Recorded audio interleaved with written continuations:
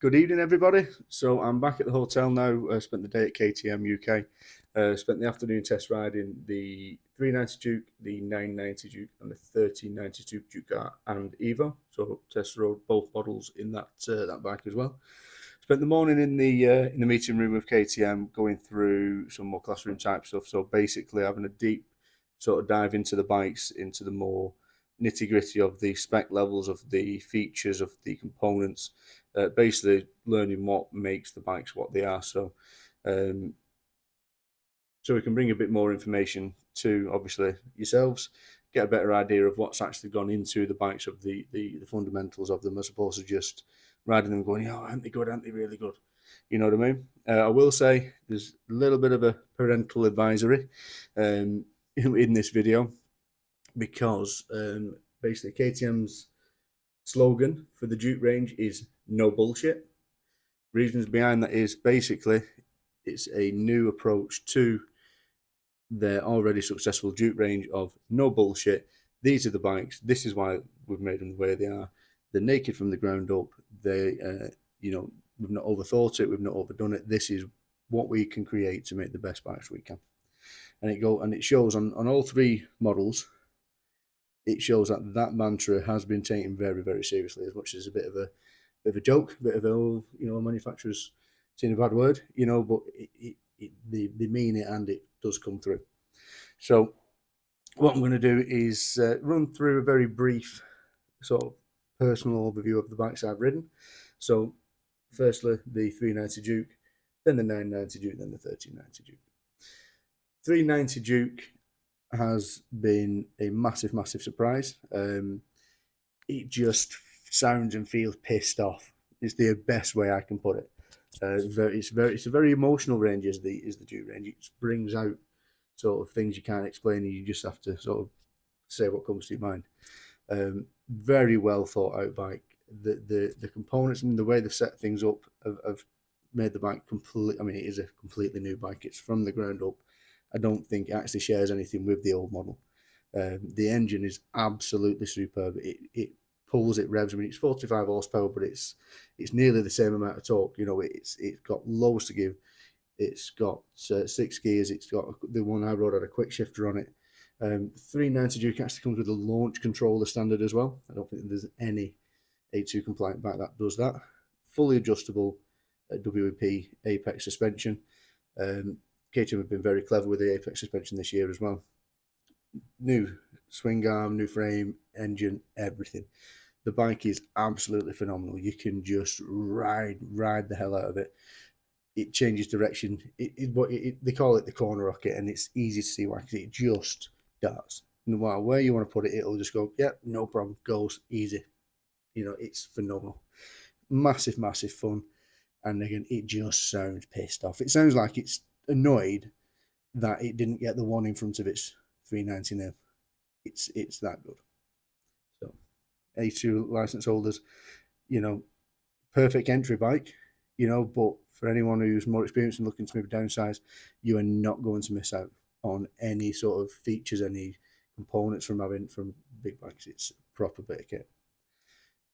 990 Duke. Now, this one was the bike probably I was most looking forward to trying, because as much as the 1390, it's the drawing, it's the, it's the beast, it is what it is. We all expect that to be a good bike. We've got the 1290 to base it on. As much as it's a new bike to that bike, it does share some similarities. The 990 Duke, however, it is a new bike. It shares practically nothing, if anything, with the 890 Duke. Now, what I would say is, when the 990 was released, a lot of people compared it to the 890 and the 890 Duke R. I get that. That is not necessarily the wrong thing to do. However, what I would personally say, having now spent some time learning about the bike and riding it, is it needs to be taken out of that context, in my opinion. The bike, as much as on paper, yes, it replaces the 890 because they no longer rate the 890, they moved to a 990. However, they've taken that staple that the 890 was, and they've just raised the bar on it, and the 990 basically places itself in a different market. It places itself on a different level to what the 890 was, taking nothing away from the 890 at all. phenomenal bit of kit. I've ridden them a lot. I love them. But the 990 is it needs to not be seen as a replacement for the 890. I can't tell you how good that bike is. The engine and the torque and the power delivery is superb. It's the word of the day for everyone who's been here from all the different dealers is refinement. It's so refined. It's so smooth for a twin. The power delivery is awesome. It's linear. It's and the torque level is just phenomenal. Round town, whether you're up revs down, it's just you can't fault it. It's on another level to where the 890 was. Frame wise, you get loads of feedback through it. They've stiffened the frame up, but they've actually given the new forged swing arm a bit more flex, so you've got more traction on the back wheel, more grip. Which when you're in the corner, when you're putting, you're getting on a bit, you can feel it. You can feel the back wheel grabbing. You can be mid corner and have to change and it'll just change direction. You know what I mean? You could be banked over, carrying some speed, quite happy with your line. Need to adjust slightly for a pothole, which we're all having to do at the minute, and it just goes, yeah, no problem. Stick it in a bit more. Pull it. It's phenomenal. That bike really needs to be ridden to be, it needs to be experienced. Like I say, it needs to be taken out of the context of, oh, it's a replacement for the 890 and this, that, and the other. But it's not. It's basically say goodbye to the 890. Here's something else. Here's something new. Here's a different benchmark. It places itself up there with, with other bikes of its kind. I mean, we looked at a lot of comparisons between it and other manufacturers today, and it pips everything. It beats everything in its class on torque, power. Well, not power on everything, but most bikes it pips on power, but torque it pips absolutely everything. The components, its technology, everything. Today justified why that bike is what it is, and it's cleared things up a little bit in my mind of why that bike is the money it is and where it sits in the sort of range of naked bikes on the market. It is, you need to ride it. Quite frankly, you need to ride it. It is out of this world. It's a standout bike for the day. As an all-rounder, you don't need, KTM might not like me saying this, you don't need a Super Duke. It eradicates the need to buy a used 1290 Super Duke car. That's how I personally put it. If you're thinking of buying a 2-year-old, 18-month-old Super Duke car, go and buy a new 990. It'll do absolutely everything that bike does and more, and it's more usable day to day. So that's where I think that bike sits. Now, excuse me, onto the 1390 now. 190 horsepower, near 1-to-1 power to weight ratio, new electronics package, updated engine package, updated suspension package. We knew it was going to be awesome. The shift cams have made a mountain of difference on that bike. They did explain to us how it works. I won't bore you with that now, but I can put out another video explaining that if you'd like. It's very, very clever technology. It's nothing sort of major, if that makes sense. When you look at it, it's actually quite a simple construction. It's just very, very clever. Actually doesn't create any more parts or anything like that. It doesn't create any more expensive valve clearance time, jobs or anything like that. They've actually extended the valve clearance times on these bikes. But you can feel the difference. I mean, when you're in low revs, going through town, it doesn't hunt, it doesn't chug the same. You can be at 30 mile an hour, second gear, and it's just quite happy, living there. And then as you go up the rev range, the shift cam moves, and it takes 10 milliseconds, I think they said. So you can't actually feel it doing it, and it just goes whoop, and you're away. You can't. It's phenomenal. It's awesome. The power feels very linear. That's the way I put it. It's probably the most linear V-twin I've ever ridden in my entire life. It is awesome, and that low down sort of jerky chug is practically non-existent.